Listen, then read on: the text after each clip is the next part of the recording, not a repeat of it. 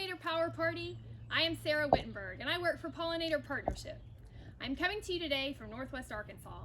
We bought this house in 2015 in a suburban neighborhood with an exotic grass lawn, and I've slowly been transitioning it to a pollinator-friendly habitat.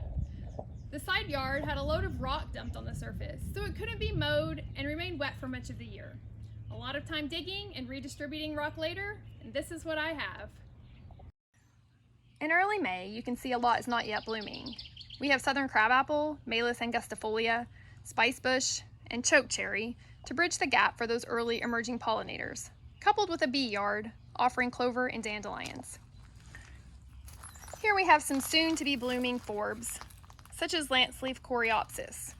Throughout the summer, one bloom will be replaced by the next, as my garden includes a variety of natives, as well as non-invasive non-natives.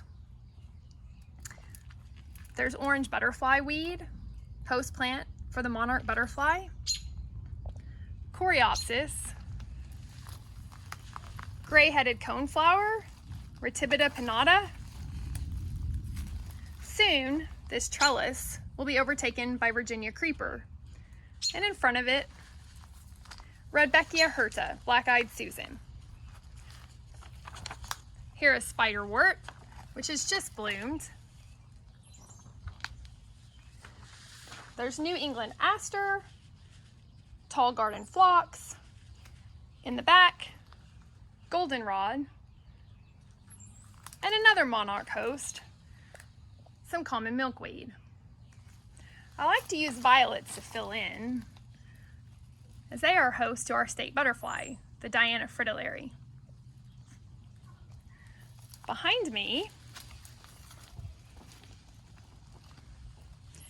is Monarda fistulosa or bee balm, and more goldenrod and black-eyed Susans. To find out suggestions on what to plant in your area, please visit our website, pollinator.org. Navigate to the resource tab and find our planting guides. By entering your zip code, you can get a curated list for your ecoregion. Some things to consider when building a pollinator garden. Start small, prepare your site, and consider how you will arrange plants once they are selected. Ideally, you will have a diversity of plants blooming spring through fall, so that there's always something for pollinators to eat. Consider including butterfly and moth larval host plants, as this is critical to their life cycle.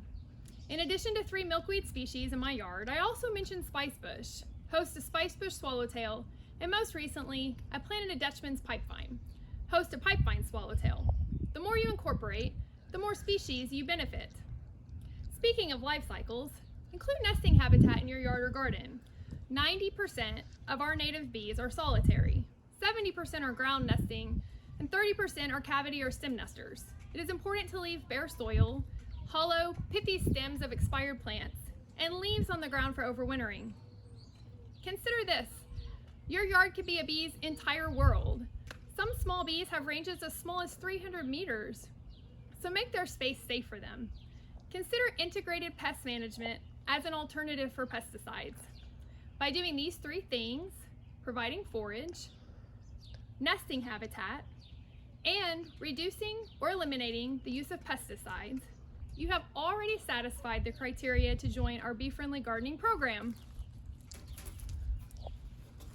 I am the coordinator of our BFG membership program, and once you've created your bee-friendly garden, we'd love to have you join us.